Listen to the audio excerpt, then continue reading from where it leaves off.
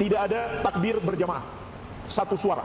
Kalau sengaja dia bertakbir berjamaah, itu bagian dari bid'ah. Bertakbir dengan satu suara.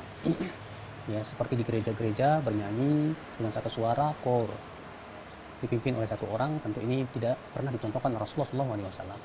Sok pinter.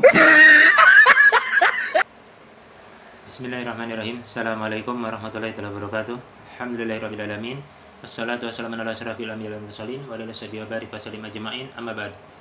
Teman-teman, terkait video tadi ya, langsung saja kami akan menanggapi. Mungkin juga di sebelumnya sudah ada beberapa video yang terkait. Mudah-mudahan dengan tayangan video kali ini bisa juga menambah wawasan keislaman kita, juga semakin membuat kita berhati-hati dalam setiap perkataan, apalagi mempunyai sesuatu ajaran yang dari Rasulullah SAW dianggap sebagai sesuatu yang tidak ada.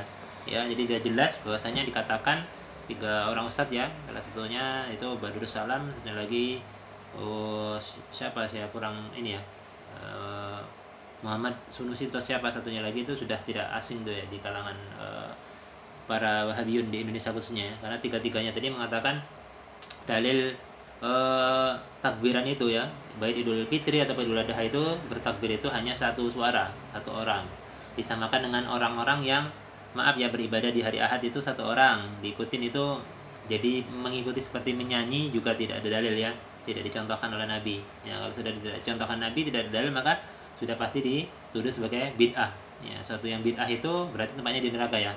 Jadi dalilnya satu mereka, kullu bid'atin dolalah ya kan, wa dolalatin finnar. Jadi setiap sesuatu yang perkara yang baru itu maka dia tertolak, dan sesuatu yang tertolak pasti tempatnya di neraka. Gampang bener ya, itu menghukumi umat-umat Nabi yang Rasulullah sangat mencintai kita, bahkan sebelum wafat pun kita juga disebut oleh Rasulullah SAW, dan nanti di hari akhir juga Rasulullah sangat mencintai kita dan memberikan syafaat kepada kita insyaallah. Allahumma shalli ala sayyidina Muhammad wa ala ali sayyidina Muhammad. Maka masa kita dengan hadis yang sama, dengan ucapan Nabi, memisahkan Nabi dengan umatnya menggunakan ucapan Nabi. Nah, makanya kita coba ya merujuk kali ini akan kami tampilkan 2 kitab ya. Yang pertama adalah number 1, kitab hadis nomor 1 yang paling ini ya, dikenal oleh kalangan Rasulullah Jamaah dari kaum muslimin. Beliau juga bermazhab Syafi'i, yaitu kitab Sahih Al-Bukhari. Yang kedua nanti kitab Sahih Muslim, atau kami akan bacakan yang pertama kitab Sahih Muslim, dan yang kedua nanti kitab Sahih Al-Bukhari secara perincian lebih jelas, penjelasan di kitab Sahih Al-Bukhari. Langsung saja teman-teman, mari kita simak.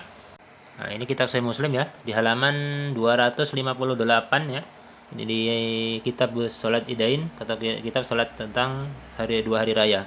Ini di nomor hadis 890 bagian yang kedua, itu dari Ummu Atiyah ya. Nah, dari Ummu Atiyah di sini sebutkan radhiyallahu anha qalat kunna nu'maru bil khuruji fil idain wal muhabba'u wal muhabba'atu wal kibru wal bikru qalatil huyaidu yahrujna fayakunna khalfan nasi yukabbirunna ma'an nas. Jadi Imam Bukhari juga meriwayatkan hadis ini nanti di nomor hadis 971.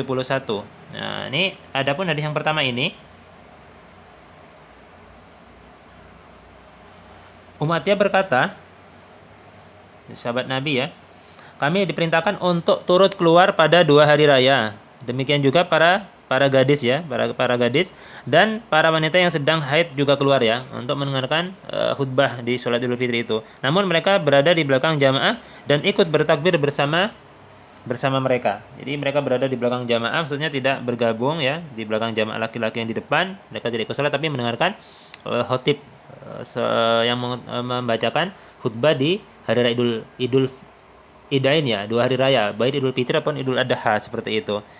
Dan ikut bertakbir bersama mereka. Nah ya, bertakbir bersama manusia maksudnya adalah bersama mereka. Ini yang pertama. Adapun di hadis kitab Sahih Al-Bukhari,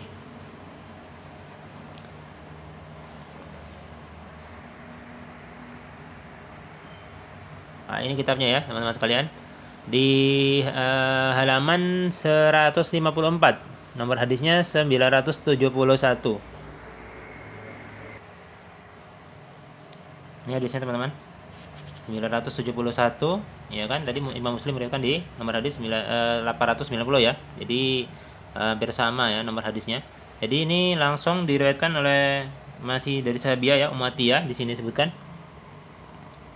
Ummu Atiyah dia berkata, pada hari raya Idul Fitri kami diperintahkan untuk keluar sampai pun kami mengajak para gadis dan juga para wanita yang sedang haid.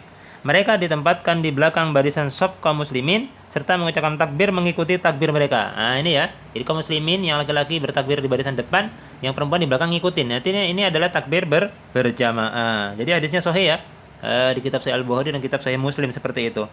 Jadi mereka diletakkan di belakang barisan shaf kaum muslimin serta mengucapkan takbir mengikuti takbir mereka. Artinya takbirnya berjamaah baik di Idul Fitri ataupun Idul Adha, dan berdoa mengikuti doa mereka. Ini doa berjamaah juga. Ya, sahih dalilnya seperti itu, dengan mengharap keberkahan dan kesucian di hari raya tersebut. Nah, ini ya teman-teman yang bisa saya sampaikan. Mudah-mudahan kita diberikan pemahaman oleh SWT. Juga tidak mudah atau bergampang-gampang mengatakan ini tidak ada dalil, ini tidak ada tuntunannya, ya, tidak ada bimbingan ataupun tidak ada nas ataupun segala macam lah. Yang ujung-ujungnya adalah yang tidak dicontohkan Nabi itu bid'ah. Ya, kalau sudah bid'ah nanti pelakunya masuk neraka. Masa orang mengagukan Allah di hari raya malah masuk neraka, ya kan? Nah, ini sesuatu yang harus memang dipahami kembali ya, khususnya para ustadznya. Kalau ustadznya sudah mengajarkan sesuatu yang mengandung cacian, ya nanti pengikutnya atau muridnya akan juga menjadi orang-orang yang gampang mencaci dan gampang mensyirik-syirikan atau membid'ahkan amalia orang lain. Kita sesama muslim, manhajnya sama Quran dan hadis. Kalau pengambilan pemahaman atau pemilihan dari misalnya kita mengambil pendapat dari imam mazhab ataupun ulama salafus soleh berbeda, ya kita silakan saja bertahan dengan apa yang kita lakukan, tetapi jangan mengatakan ini tidak ada dan itu tidak ada seperti itu, karena itu pasti akan mendapatkan reaksi. Karena apalagi sekarang ranahnya di sosial media ini ada sesuatu yang tidak benar dan yang melakukan kebenaran itu merasa disalahkan, sedangkan mereka juga membawa dalil, ya otomatis akan mereaksi seperti itu dengan tetap dengan dengan ukurannya gitu, dengan reaksi yang terukur lah gitu, tetap dengan cara yang santun dan sopan. Jika sudah dihadirkan media seperti ini ya, ilmiah kitabnya masih juga tidak percaya, itu monggo silakan, itu pilihan kalian ya. Jadi mudah-mudahan para Wahabi jangan ada lagi ini akun pemecah belah, konten Syiah. Masa kami dituduh bisa murtad segala macam di Facebook. Jadi tidak apa-apa lah kalau memang bayi-bayi Wahabi baru hijrah, ya sudah, kita kalau mereka nanti sadar minta maaf, kita maafkan aja ya. Kalau belum, ya silakan nanti pertanggungjawabkan di hadapan Allah Subhanahu wa taala telah menuduh kita sebagai pelaku Syiah, ya pelaku bid'ah ataupun sebagai Syiah ataupun yang bisa murtad dari keislaman kita. Nauzubillah min dzalik ya. Wassalamualaikum warahmatullahi wabarakatuh.